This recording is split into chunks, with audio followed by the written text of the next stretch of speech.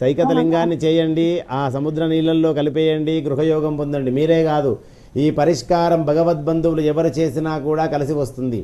సైకతలింగము పున్నమ రోజు, దానికి తారాబలం అవసరం లేదు, తిథి అవసరం లేదు, తిథిలో పున్నమని అవసరము, నక్షత్రం అవసరం లేదు, వారము అవసరం లేదు, ప్రదోషకాల సమయము అంటే మరీ చీకటి పడ్డాక కాకుండా 5 గంటల నుంచి 6, 6:30 ఆ ప్రాంతంలో గనక సముద్ర స్నానము చేసి తడిగుడ్డలతోటి సైకతలింగాన్ని తయారు చేసి ఆ సైకతలింగంలో ఉత్తరం వైపు ప్రాణవట్టం వచ్చే విధంగా చేసి మధ్యలో ఉన్నటువంటి బాణానికి మీరు పసుపు, కుంకుమ, కొబ్బరికాయలు ఏది అవసరం లేదమ్మా. సైకతలింగానికి సముద్రం నీళ్లు తాకితే చాలు. సముద్రం నీళ్లు తాకిన వెంటనే ఎవరి అనుగ్రహం వస్తుందో తెలుసా? సముద్ర రాజ కుమార్తె ఎవరు? దేవి. ఆ లక్ష్మీదేవి అనుగ్రహం లభిస్తుందమ్మా. సైకతలింగం చాలా గొప్పది.